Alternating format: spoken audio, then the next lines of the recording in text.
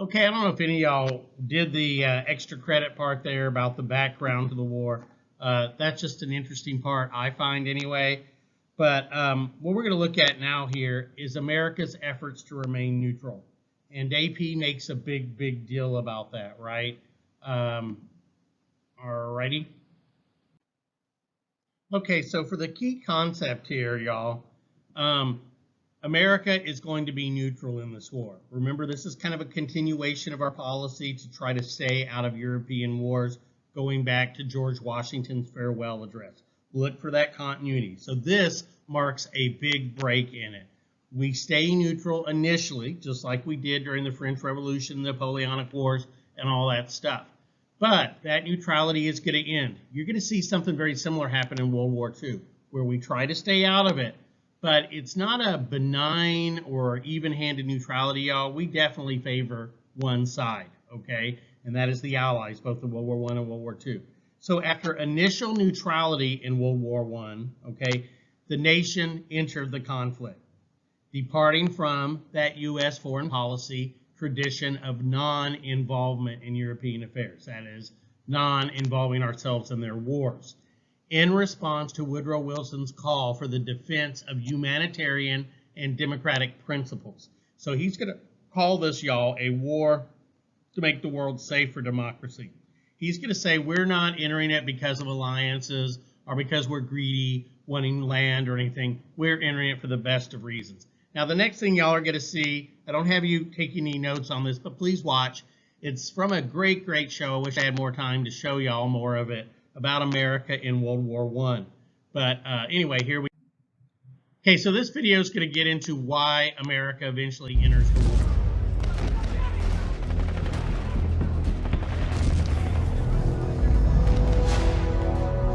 So America watches World War I from 1914 to April of 1917.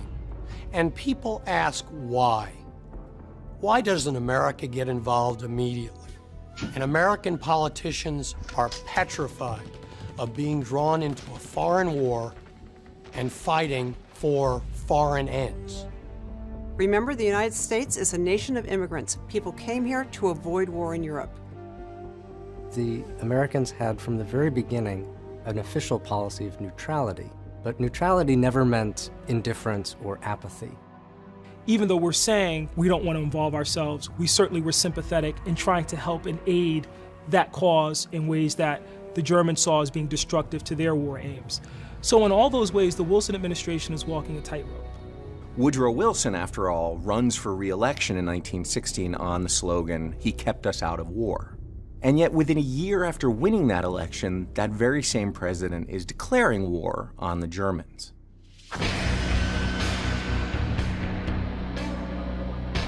Ultimately, the triggering event that brings us into the war is Germany's decision to revive unrestricted submarine warfare. Added to that, the Germans had managed in a particularly ham-fisted way to try and recruit the Mexicans to come in on their side if America entered the war. And they had offered to return to the Mexicans all the lands they had lost in the 19th century to the US, Texas, New Mexico, Arizona. The Germans sent this offer to the Mexicans by telegram, Western Union, of all things. Only what they didn't realize was the Western Union office was in London. And so the British captured the telegram and promptly sent it to the US and released it in public. And that angered the American people so much that, combined with unrestricted submarine warfare, Wilson felt that he had to take the US into the war against Germany and Austro-Hungary.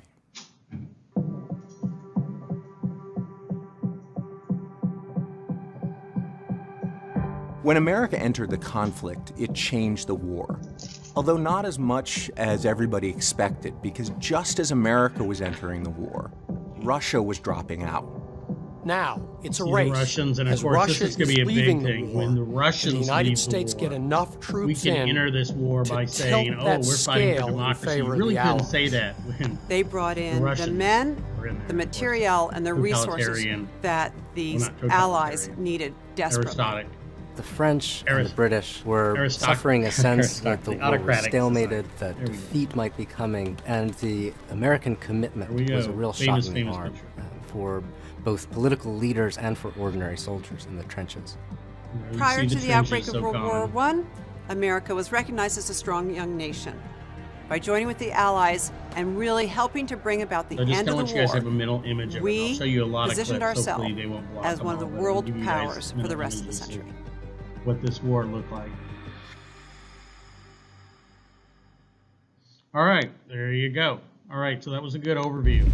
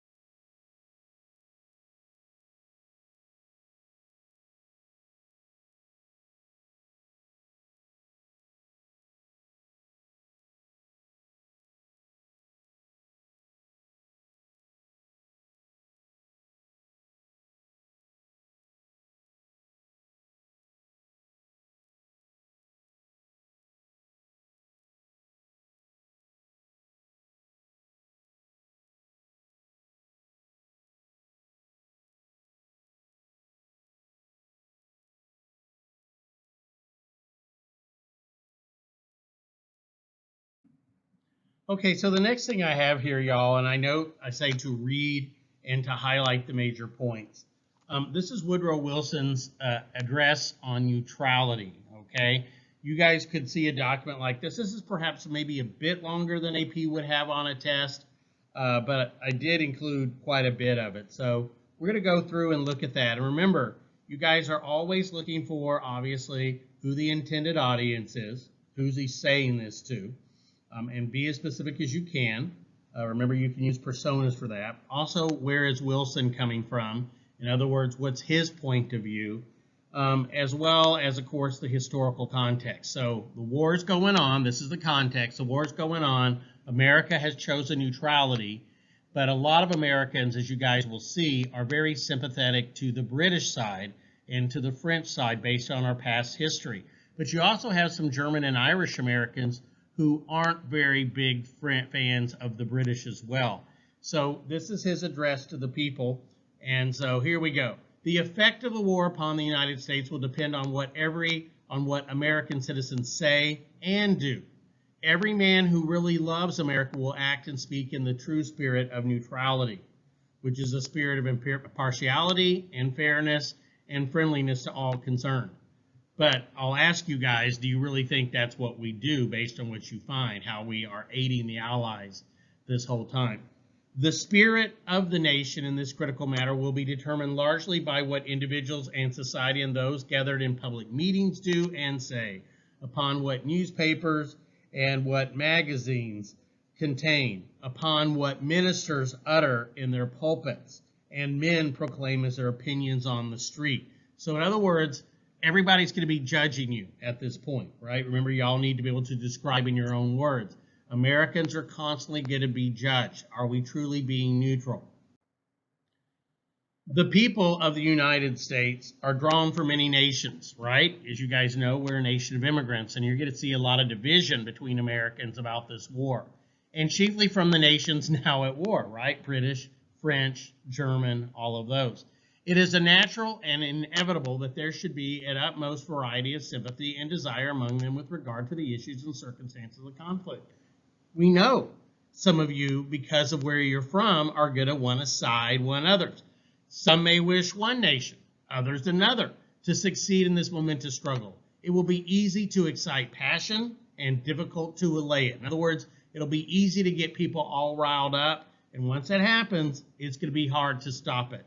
Those responsible for exciting it will assume a heavy responsibility for no less a thing than that the people of the United States, who love of their country and whose loyalty to its government should unite them as Americans all, bound in, trying to find it because I'm blocking out my own reading here, bound basically here in honor and affection, to think first of her and her interest, may be divided in camps of hostile opinion, hot against each other, involved itself in the war, in impulse and opinion, if not in action, okay? So it's just going to be really easy for people to do this, but he's telling people, look, your first duty is as Americans. We should be united as Americans. And secondly, to be thinking of, well, I'm French American, I'm British American, or whatever. So he's reminding people of that.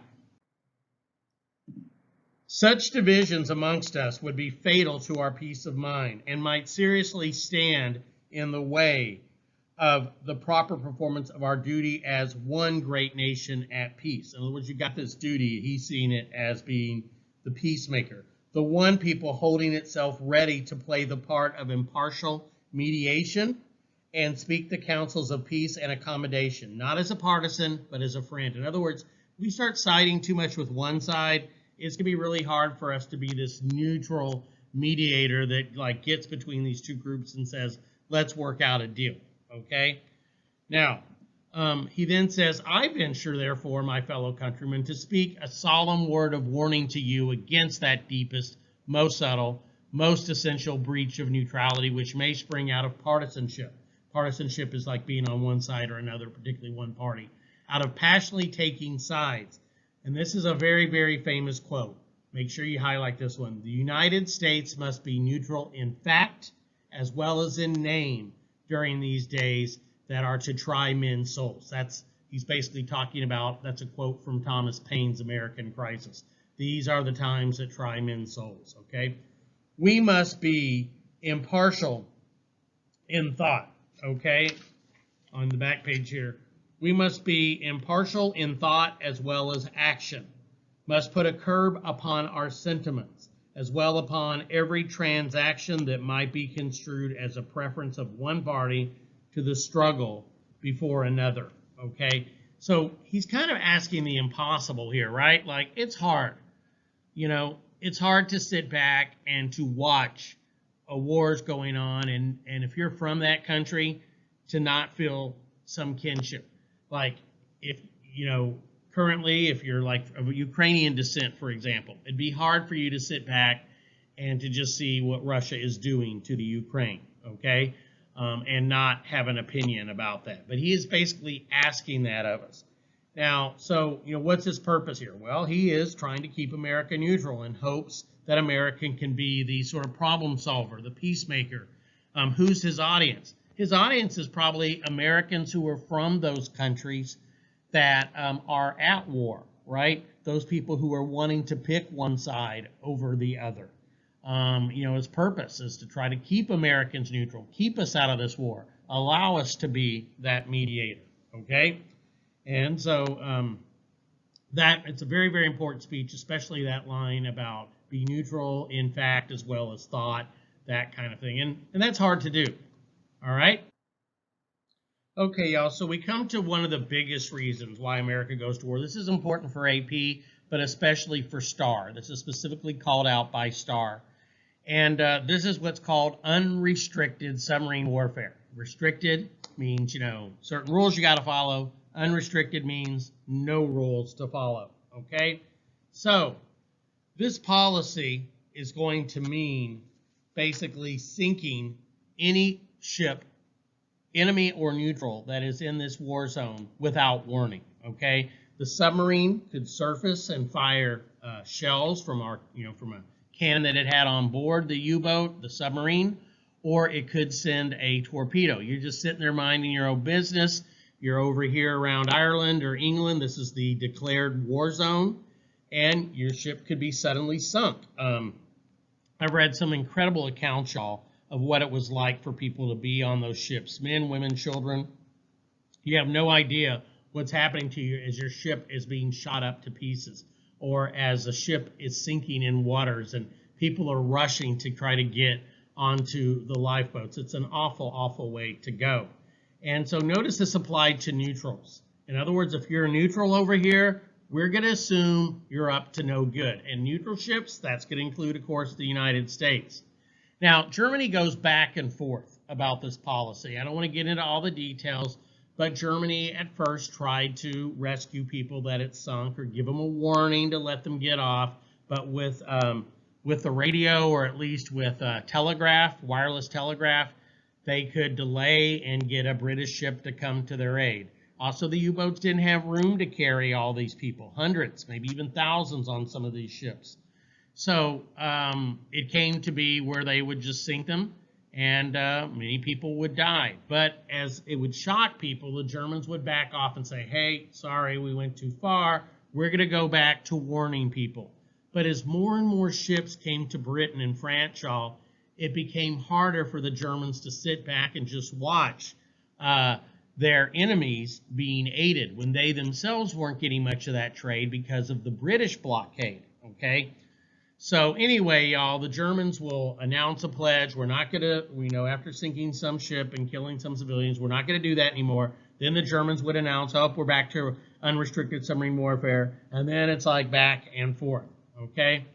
Now, one of the biggest incidents, but often misunderstood, is the sinking of the British liner Lusitania. You'll hear a lot of people say it was the Lusitania that got us into World War I. No, but it definitely changed everybody's mind, y'all, about Germany, okay? The Lusitania had been built before Titanic. She was a beautiful, beautiful ship, a lot faster than Titanic, not quite as luxurious, but held, roughly about the same number of people. Now, I know this is going to sound like crackhead talk, but believe it or not, during World War I, y'all, people carried out normal, trips back and forth across the ocean through submarine-infested areas. I know this sounds crazy, but it sounds crazy because you and I know what happens to Lusitania. Not too long ago, an Air Malaysian airline, y'all, was flying from the Netherlands to Malaysia. And it flew over the Ukraine, where there was conflict going on, and the Russians apparently shot it down. Evidence seems to suggest it was the Russians. And everybody was kind of shocked, like, oh my gosh, you shot down a plane with passengers. But at the same time, y'all, there needs to be some common sense. You shouldn't be traveling through a war area with civilians and expect magically nothing to happen. And yet, that's what happens with the Lusitania. Now, this is an ad that was in the newspapers. It lists all the different trips, you know, the Transylvania, the Orduna, the Tuscania, and the Lusitania in big capital letters, okay, leaving here May 29th. This must be a later trip because it was sunk before then. And, of course, you see some of the other trips that were here. This must have been like a return from the return or whatever. But anyway, this was the advertisement, okay? Now, right by the advertisement of the Lusitania was this notice. Notice who put this out, the Imperial German Embassy, okay? So this is the German Embassy in Washington, D.C., putting this ad by the Lusitania ad, reminding people, hey, travelers intending to go on this Atlantic voyage are reminded that there's a war between Germany and her allies and Great Britain and her allies, that we've declared this zone of war around the British Isles. And if you fly the flag of Great Britain, which the Lusitania does, or any of its allies, you're liable to destruction in those waters. Basically, Germany is warning them, okay? If you do this, you could die. Now, of course, people read this. If they did read this, they already booked their tickets. They weren't about to change. Only a handful of people, y'all, changed their minds and didn't board the Lusitania that day. So in May 1915, a German U-boat, which is a submarine, that stands for Unterseeboot, like an underwater boat, sinks the British passenger ship Lusitania, okay? Now here is a copy of that U-boat. This was U-20. Now I've got some rare historical footage here. You see the captain of the Lusitania, excuse me, of the U-20, firing this torpedo. It takes a little while for it to go. Now, it's right off the coast of Ireland. It's a beautiful day. 2:10. People are finishing up a late lunch. Finally, they notice the bubbles of the torpedo coming their way. You notice the smokestacks have been painted black and away from the size of the ship. It's not as obvious. There's Captain Turner. There's not a whole lot you can do. My God, it's going to hit us. It's right on the top. Now, there is evidence of secondary explosions. Some people believe that the Lusitania possibly continued with carrying some munitions. It wasn't afraid of it. And we don't know what all exploded, but it blew a big hole in the side of the Lusitania. Water began to destroy the Lusitania. Onto its starboard. Now the captain knew how close he was to the water to Ireland, and he was hoping to maybe warn the ship. Please, everyone, keep calm. Continued to move. If we have been hit, we shall simply put into port. All of you make your way to the lifeboat decks, and I suggest you find yourselves a lifeboat. Yes, we should use the the elevator. If there's ever a fire or a problem, the power might go. You don't do it. Check out this girl. Well, this is my dessert. I'm going to finish it. You see the panic. It's like Titanic, where you have like almost 3 hours to Jack and whatever her name responding, sir. On starboard. Ship's not answering, sir. Lost pressure. Like I said, the captain kept going. That's the real problem, though, y'all, because over lifeboats, Hoist them not in command, sir. Go to the engine room, find out what the problem is, see what can be done. Also, there's the possibility that the lifeboats Engines are out of commission. to the back, and Sir, the ship begins 7 degrees to starboard, sink sir. from the front. At this rate, we won't make it to Stern of the port. ship, Lower back of the ship lifeboats is to the lifted, rail, so Anderson, but the don't power launch until we slow. You might just drift into it. Okay? Good luck. Now, 128 Americans get killed on this, okay, and about 1,000 people as well. You know, I always get upset, y'all. I don't know about y'all, but I always get upset on the news where they'll say, 1 million people died. And, you know, or they'll say, like, 5 Americans today died. And you're like, oh, my gosh, that's awful. And 1 million other people. What, we count like 200,000 people each ourselves? It's kind of weird when that happens. But anyway, 128 Americans died, okay? Including some very wealthy Americans, right? One of the Vanderbilts died. a very successful Broadway producer died, and some others. And this was really shocking for a lot of Americans. All right, the bodies continued to float up for some time. Now, here you see the people in the water splashing. It was, like I said, a warm day. At 2:28, like, just 18 Jack minutes and after all she them. was There's struck, the Lusitania disappears It was in such beneath the shallow waves. water, y'all, that the tip of the ship actually For hit many, the bottom. 2:28 while Float was still is sticking the up. last minute And of their lives. As a result, she rolled over on the side. But yeah, bodies, y'all, they continue For others to stranded float in the up, freezing make waters their of way the in Atlantic. current all around The Ireland horror for is some only time. beginning. Okay. Now, Word one of of the my friends, Eric Sauter, is a expert on the Lusitania, and Eric has a lot of things that have been recovered from the wreck. He's managed to dive in submersibles to it, and quite chilling what he says about the death of this beautiful ship and all the people in it. There you see a painting, okay, of the Lusitania. You see them trying to load or lower the lifeboats. It was chaos, y'all. Like I said, the lifeboats would hit the water, and then they would flip over. It was just awful, awful. And here you see pictures of the bodies that were recovered, you know, and they had numbers on them. Photographs were taken of the bodies in hopes that families later could identify them. It's awful, y'all. There's just no other way to describe it. Now, the Germans are, you know, first of all, President Wilson is really, really upset about this. You sank a ship with Americans? Well, they shouldn't have been on the ship. It was the British. You sank a ship with Americans? You can't do that. And so he didn't threaten war, but he was very, very upset. And it was obviously that there was a ship. Now, his Secretary of State, the pacifist, William Jennings Bryan, yes, the same guy, a populist who ran for president like 6.02 times 10 to the 23rd power, he resigned in protest. He thought Wilson was being too tough about this. The Germans temporarily stopped the unrestricted submarine warfare after the sinking or after the attack on the Sussex. This is the so-called Sussex Pledge. But in early 1917, the Germans decide, look, we've got to stop all this aid coming to the British. If we can do enough and we can sink enough ships quickly, maybe, and they know this will probably bring America into the war, maybe we can launch an offensive before Americans can get over here in large numbers. So we'll starve the British out like they're trying to starve us out. We know this will get us into war, but it'll take America a year or so to get its act together and get over here. So in 1917, Germany announces that it will be ending the restricted submarine warfare and will be going back to unrestricted submarine warfare, sinking any ship, civilian or military, that is in this war zone. And the next thing that's going to get us into this war is,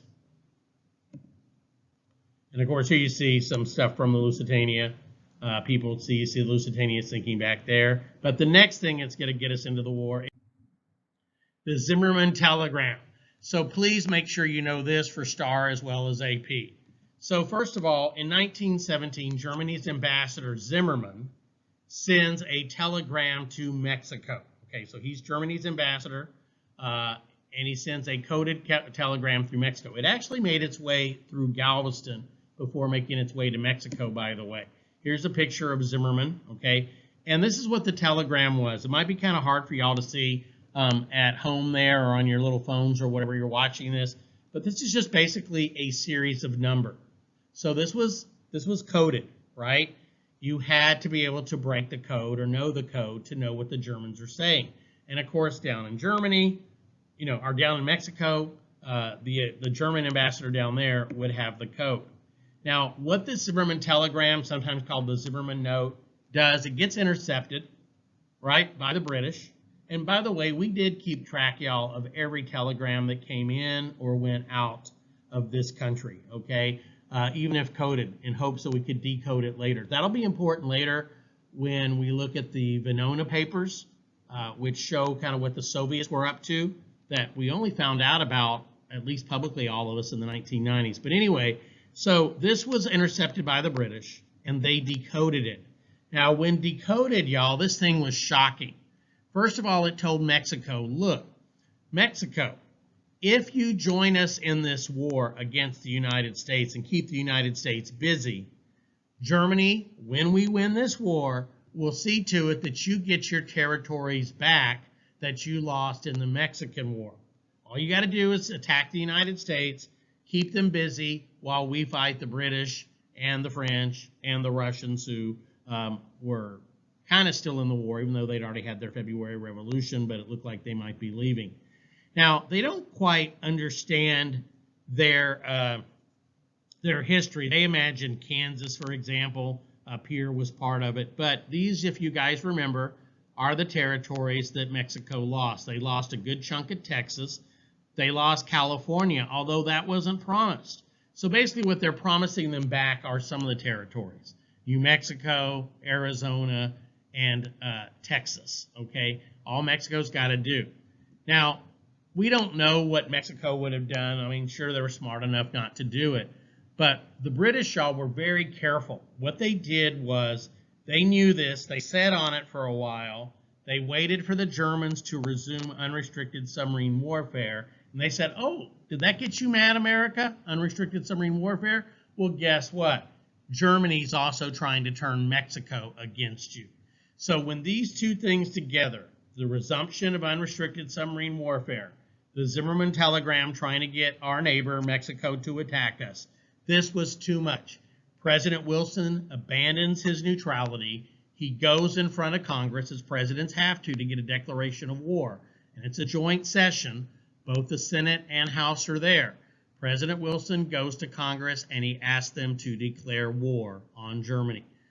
Okay, now remember, he had been elected just before this, y'all, in late 1916 on a platform where basically it said, he kept us out of war. In other words, if you want to stay out of war, re-elect President Wilson, or at least that's the implication. Didn't say he was promising, he said he kept us out of war. Didn't say he was going to keep us out forever. All righty? Now, not everybody was going to be in favor of this war, even with these things happening. Okay, now, as I said, many people were opposed to this war. A lot of the people who were opposed to it were populists, like William Jennings Bryan. As I said, he resigned as Secretary of State, thinking that Wilson had gone too far in his protest over the sinking of the Lusitania. But Jane Addams, remember the famous lady of Hull House? She was a peace activist. Jeanette Rankin, who had been the first woman ever elected to Congress. Here's a picture of Jeanette. By the way, she also was the only person to be opposed to our going into World War II, even after Pearl Harbor. She was a pacifist, no matter what the situation was. These people were fearful that progressivism, remember what you guys just studied, the unit y'all just did, would be a victim of World War I if we got into the war. Because everything changes when you're in war, right? A lot of civil liberties are thrown out the window. People only care about winning the war, and they forget about a lot of things. So, in fact, they were fearful it would do that. You are correct, sir. And you are correct, sir. Okay? Socialists such as Eugene V. Debs opposed the war. He would actually end up going to jail. Socialists believe, y'all, that wars are kind of capitalist things to kill off workers or to make money for the company. So they believed all socialist brothers should oppose the war and not fight and kill each other. That didn't go down so well, okay? But President Wilson, y'all, he did a speech in front of Congress, and his famous words you guys need to know was, the world must be made safe for democracy. The world must be made safe for democracy. Okay, I think I mistyped that there a little bit, but we got to make the world safe for democracy. That is the quote. We're going to be fighting for different reasons. We got to get rid of these kings, these dictators, like the Kaiser of Germany and the Emperor of Austria-Hungary and the Sultan of Turkey or whatever. Okay, now this opposition was in the minority, and Congress did vote to go to war. But if you notice this, y'all, 6 people in the Senate voted against the war, and here in the House of Representatives, 50 voted against the war. 373 voted for it, okay? And here you see a little article about Jeanette Rankin. Okie dokie, y'all, so there we All right, folks, so this is going to end part 1 for us. I'm going to go ahead and convert this. It'll be about a 54-minute video, and get this converted and try to get it up for you guys. And then the next part we'll actually go over America's preparation for the war, how the war was fought, and those kind of things. Alrighty? Thank you guys for listening, if any of you are. If you did watch this, drop me a line, because I'd like to know, am I just talking to myself? I think I am. Oh, yes. Okay. I don't know if we got that before. Okay. All right. So those of you with your notes, and like I said, I printed out a new set. Okay. This would be, I guess, page 4. I thought I had page numbers on this, and I think I do on the PDF version of it. But anyway, this picks up at page 4, just after the long neutrality proclamation by President Wilson. All right, so remember, as America would in World War II, as we did in the War of 1812, the Napoleonic Wars, we did get into the war called the War of 1812. We tried to stay out of this European war. Remember, this goes back to President Washington's proclamation of neutrality, and also in his farewell address, his warning to stay out of European wars. And for the most part, we had followed that. But what's going to get us in trouble, y'all, is this idea of freedom of the seas. I have a picture of the current Royal Caribbean ship, Freedom of the Seas, that I've been on. But anyway, freedom of the seas is this idea that a country should be free to travel wherever it wants to. You know, it doesn't matter if the countries are at war. We should be able to trade with them and be protected. Today, it looks very naive. I mean, imagine, y'all, if we wanted to have scheduled airline flights into the Ukraine right now. Good idea? No, right? They're going to get shot down. And in fact, I don't know how much you guys remember from a few years ago, but there was a Malaysian airliner that was flying from the Netherlands to Indonesia. And its route took it over eastern Ukraine, where there had been fighting going on between people who wanted to separate from Ukraine, the so-called Russian separatists, and Ukrainians. Well, as this plane, 777, y'all, a giant passenger airliner, makes its way over the Ukraine, guess what? Somebody fired a missile and blew it out of the sky, okay? And everybody was kind of shocked. I was more shocked, y'all, that what the heck are they doing flying over a war zone, right? Not really good ideas. And immediately after that, they stopped flying over war zones. But essentially, we're doing the same thing in World War I. By the way, y'all, that Air Malaysia, our Malaysian Air, is the same people that had the plane that took off and they never ever found it. Do y'all remember that? I mean, that was like spooky, right? They found a few pieces of that airplane, but it looks like what happened, y'all, is the pilot who was supposed to be flying north, after a few miles, he turned his plane around, kind of saluted his hometown, and then just flew the plane out into the Pacific until it ran out of fuel, and then just ditched the plane and everybody died, okay? It's a really mysterious thing, but they've never, ever found the plane, just a few pieces. So in a matter of months, Malaysian Air had these 2 accidents, but one was completely unnecessary, I think, y'all, by flying over the war zone. They shouldn't have been doing that. And the same thing was kind of our attitude. Hey, we don't care if the countries are at war. They should leave our ships alone, okay? And so that's this concept of freedom of the seas. Now, remember, ships would be stopped. At first, it was very civilized. They would search the ships. If the ships were carrying contraband of war, stuff that could be used in war, they would go ahead and they would let people get off the ship, let them get into lifeboats and get to their freedom. But the trouble is, y'all, the ship might notify British ships nearby. And if the British ships could get there, they could sink the U-boat before the U-boat could get the ship empty. And so the Germans, y'all, start going to what's called unrestricted submarine warfare. In other words, there's no rules. If we see your ship and your ship is in what we call the war zone, which we have designated around the British Isles, we'll sink it, and we can sink it without warning, okay? And that's the same thing, y'all, that gets us involved in the War of 1812. It's going to get us involved in the First World War, and it's going to get us involved in the German part of World War II. Same as it ever was.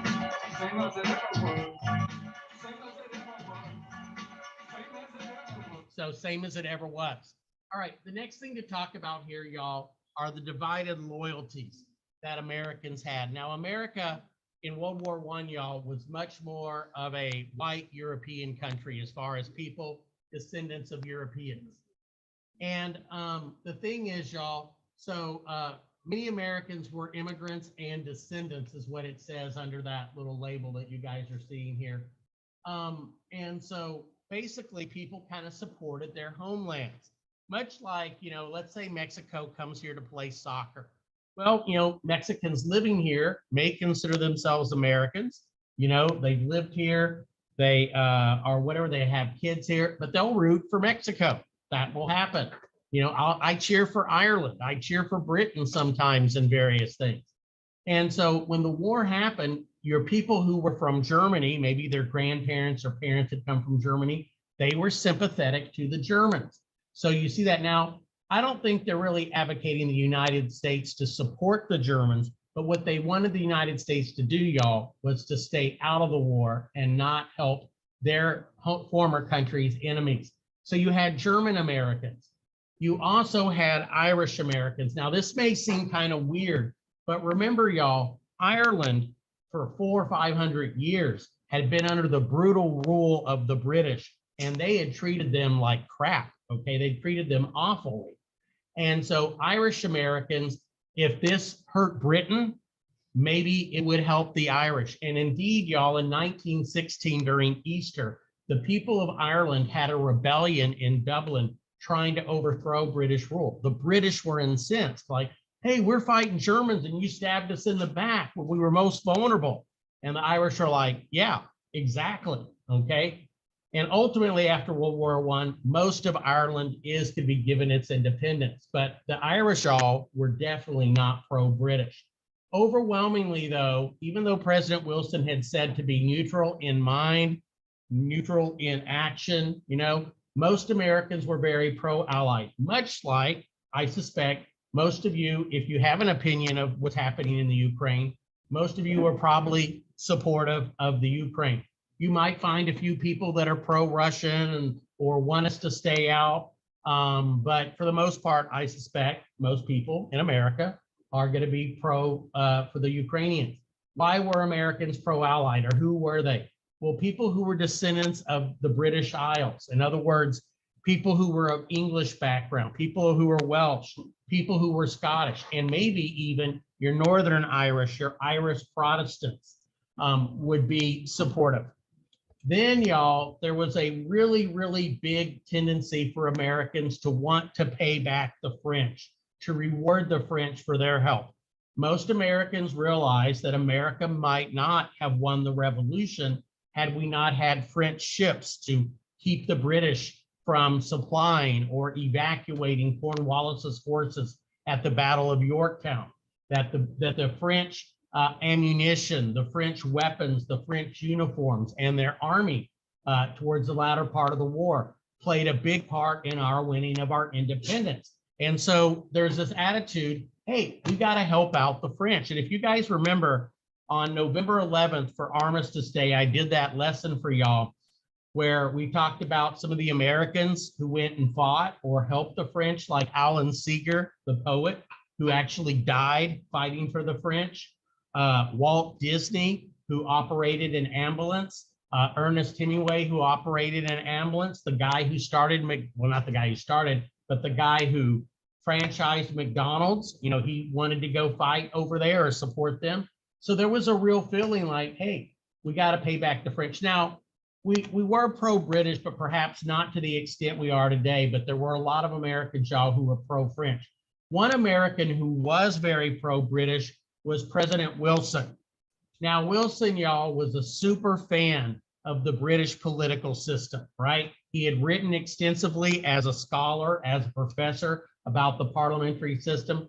And so it's kind of ironic that this guy who's an obvious Anglophile, loves the English, was telling Americans, you can't show who you favor in this war. You can't be doing that, because it was clear he loved the British, okay? And he's president, that's a big deal. Now, I think I mentioned yesterday that also German actions in Belgium and in northern France also made a lot of people support the Allies, support the French, support the British. Now, the Germans, the atrocities that the Germans did, y'all, were definitely exaggerated by the propaganda outlets, you know, and it's probably possible, y'all, some of the stuff we're hearing about in Ukraine, if history is any judge, some of those stories will also turn out to probably be exaggerated or not quite true too. War does that. When countries are desperate, they often, you know, will propagandize, and understandably they want to get some support. But there was enough to it, y'all, to make the propaganda stick. So a lot of Americans saw things like this where they said the rape of Belgium. They saw posters like this: will you fight now or wait for this? In other words, are you going to wait for them to come and start killing your women, your children, your brothers and fathers? Okay. And the Germans sadly did do things like that. And the Germans did destroy villages and destroy towns and destroy churches. It wasn't anything on the scale of what they would do under the Nazis in World War II, but it was pretty bad. Okay. And so this turned a lot of people, just like, you know, you and me, if we weren't seeing all those pictures of what's happening in the Ukraine, a lot of us probably wouldn't give it a second thought. But, you know, when you watch those terrible images, it's hard not to want to help them. At least I think it is. Now, a much more financially based support comes from our merchants, the people who sell stuff, and American bankers. Now, this is going to be a big, big spot of contention after the war, because a lot of people said, look, we would have never gotten in this war if our arms merchants, the people who make the guns and the planes and the bullets and all of that, hadn't been making money. And it is sad to say, y'all, you know, war for the most part is awful and people lose their lives and stuff. But for some people who supply the weapons, they can make a lot of money. We even have a name for it, war profiteers. And so right now when we're giving, and this is one important difference now, we sold the weapons to the British, to the French in World War I, and we would for a while in World War II. But what we're doing with the Ukraine, perhaps having learned a lesson, is we're not charging them for any of the weapons we're sending them. All those missiles, all that stuff that we're sending them, the ammunition and weapons like that, y'all. But the companies that made that stuff, America is ultimately going to have to replace those weapons. We're going to have to replace those missiles. And so indeed, y'all, some American companies stand to make billions of dollars out of this war. It just is what happens. Now, eventually the French and the British ran out of money. And so Americans started loaning them the money to let them then buy the stuff. And this is going to cause a lot of problems after the war when the Allies are like, hey, man, you know, we ended up being on the same side. Surely you guys aren't going to make us pay for all those weapons that we bought from you before you joined our side. And the American bank said, oh, yeah, you're going to pay for them every bit. And it's going to make the British and the French, y'all, put a lot of pressure on the Germans to give them money so that then they can pay us back for those weapons. Now, after World War I, there's going to be some Senate investigations. And it's a big, big deal where we investigate trying to determine to what extent did financial reasons, bankers wanting to give loans and merchants wanting to sell weapons, farmers wanting to sell food, to what extent did they get America into this war? And we even come up with the phrase for these arms profiteers, these war profiteers. We call them the merchants of death. And one of the videos, the little clips I think I'll show y'all as we're making our way into World War II is you see a group of these merchants, y'all, these arms manufacturers sitting around the table eating. And then slowly they fade and they're replaced by vultures fighting over the dead corpse, you know, the dead food or whatever. And that's how many people saw them. So in World War II, when some countries needed help, we wouldn't loan them money. We wouldn't sell them weapons because we felt like we'd been tricked into World War I. And so I'll remind you then, when we get to that, of this. Now, the other thing, y'all, is you also had realists, people like Teddy Roosevelt. He called himself a realist and he said, look, this war, America is going to be in this war eventually. We might as well join now and get it over with rather than wait and maybe see the Allies lose. Now, Teddy was very much of a man's man. Remember, he'd won, well, he didn't get the Congressional Medal of Honor until years after his death, relatively recently, but he'd been a hero of the Spanish-American War. This man was a hunter. He was a man's man. I mean, he was so manly, y'all, that man's men or manly men would like, look at him and say, I wish I could be like that. I mean, you shake his hands and you would get probably an overdose of toxic masculinity. That's how much manly he was. And I'll just give you one story to show you how tough this guy was. In 1916, after not being president for 4 years and letting his friend Taft be president, and the two came to disagree, Teddy decided in 1912, I should say, in 1912, Teddy decided to run for president again. The Republicans, however, would not give him the nomination. They wanted to stick with their current president, William Howard Taft. So Teddy runs on his own party, the Bull Moose or the Progressive Party. And of course, being Teddy, a bundle of energy, this guy's going around giving speeches. So he's getting ready to give a speech in New York. And so he leaves his hotel and he's walking out to his car and a dude comes out and pops him, fires a shot right into his chest. Now, I don't know about you guys, but whenever I get shot in the chest, I usually call it a day. I mean, I'm like, that's it. Maybe I should go to the hospital. Not Teddy. He said, I've got a speech to give. So he stayed in the car. They took him to the place. And I'm not talking a 1 or 2 minute speech, y'all. It went on for a while. And it turned out that speech had saved his life because he had his eyeglass holder, which was metal, in his pocket. He had his speech folded up in there, and the bullet had penetrated into his chest, but it hadn't gone far enough to kill him. And so they made a decision that rather than an incision, that it would probably be better to just leave the bullet there. He lived about another 6 or 7 years. I mean, he was definitely, he lost a lot of energy. It knocked a lot out of him. He didn't win the presidency, but that's pretty tough. I mean, he had blood pouring out of his chest and he's up there giving a speech. That's a tough dude. Now, he wanted war and he was willing to go fight in that war. He asked to go fight it and Wilson wouldn't let him do it, but he did send his son, and his son was in the aviation business, in the American predecessor to the Air Force, and he got shot down and died. And that really is what crushed him, was the death of Clinton, his son. All right, now just to review, why is the biggest reason probably we ultimately sided with the British and chose to get into this war? Well, the financial, cultural ties, I think, with the British. Remember, the British and Americans speak the same language. They founded most of the colonies, right? All the colonies except the New Netherlands, or what is today New York, were founded by the British. We kind of sort of speak the same language. I know they have schedule changes and they drive motor cars and they put sticky plasters on their sores instead of Band-Aids and stuff. They have different words for some things, but for the most part, we speak the same language.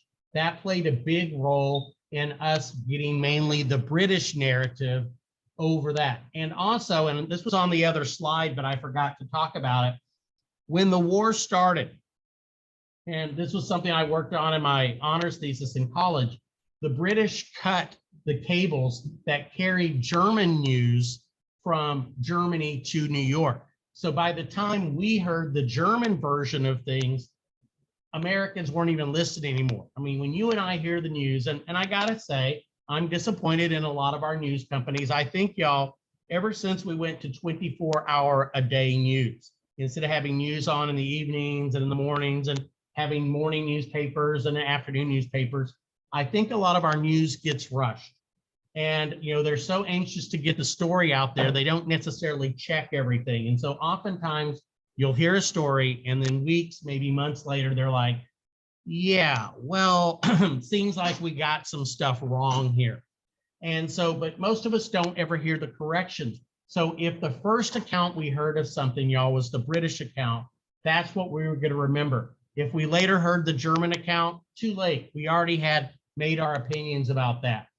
The other thing too, y'all, is both of us, Britain, France, and the United States, but especially the United States and Britain, y'all, we had this strong core beliefs in democracy. We remember our president, Woodrow Wilson, was a big fan of the British system.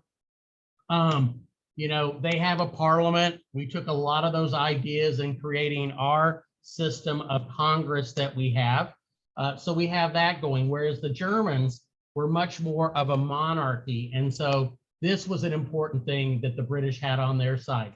And remember the millions, if not billions of dollars that had been loaned by the by America's banks for weapons, for food. And remember, if the British and French don't prevail, if they don't win this war, we're probably not going to get that money back. So you've got the financial things, the financial pressure, y'all, to get us into this war. But it's just going to take a couple of incidents. And there's going to be two specific incidents that are going to get us into this war that we need to look at today. And these are star things you need to know, and definitely things you need to know for the AP test. All right, the first one is what we call unrestricted submarine warfare, what I abbreviate as, do I need to go back? Yeah. I know I'm going kind of fast. I had somebody telling me earlier, like, Mr. D, man, you're going way too fast. Where'd my lemonade go here? Okay, someday is, oh, here it is.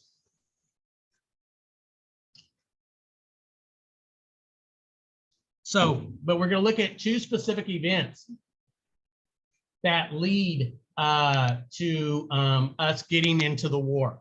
And the Germans, y'all, you know, there's a lot of things to like about the Germans, but man, they were bullheaded in this. They just really played into the Allies' hands, and in a couple things that they did that were just plain stupid and got us to go to war against them. Had the United States not gotten into this war, it's very possible, y'all, that the two sides, the Allies, the Central Powers, maybe would have had to negotiate some sort of deal. But as I heard a commentator saying the other day on the news, the longer a war goes on, in some ways, the harder it is to stop. And that sounds kind of counterintuitive, but you think about it. The longer a war goes on, the greater your losses are in people, materials, buildings, or whatever. And it's hard for one side to accept loss because you've lost so much. You want to be able to say, we got this out of the war. The war wasn't for nothing. We won this. And if one side particularly feels like it doesn't have anything, in some ways it's very hard for it to say time to stop. Okay, can we go on now? Y'all got it?